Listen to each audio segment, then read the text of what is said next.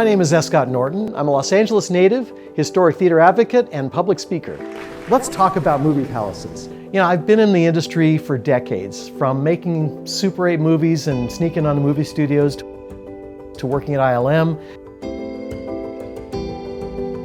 It's been something that I've loved my entire life.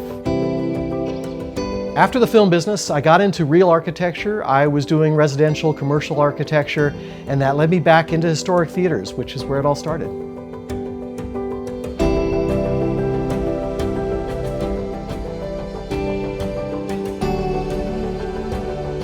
What I love about historic theaters is they come in all shapes and sizes. You could have a 50-seat neighborhood movie palace, which is not really a movie palace, or you could have one that's 3,000, 4,000, 5,000 seats. It all started in the 80s when people were changing themselves to bulldozers to stop theaters from being demolished. So really, initially I was an advocate and I was a preservationist for historic theaters, and that turned into more of a consultant thing where I was working with theater owners to build their businesses, to protect their buildings, and now I really want to share what these historic theaters are with more people. So by speaking in front of groups, I can share how special they are and I can share their unique history.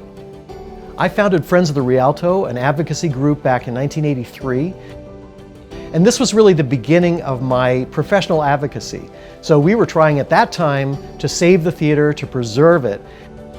And then it grew into other things. I was the executive director of the LA Historic Theater Foundation for many years.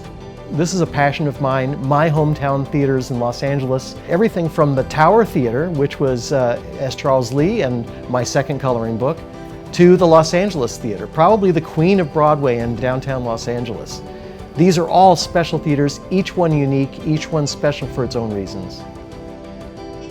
As a kid, I used to take the bus downtown. I didn't even know what I was looking at, but Broadway had these amazing movie palaces that I would explore whenever I had a chance. Turns out Broadway is the largest conglomeration of movie palaces in the world. So it's a really special street, and there's so many gems on that street. I have fun exploring every single time. One of the privileges of being a theater advocate is working directly with the owners and operators of these beautiful historic theaters.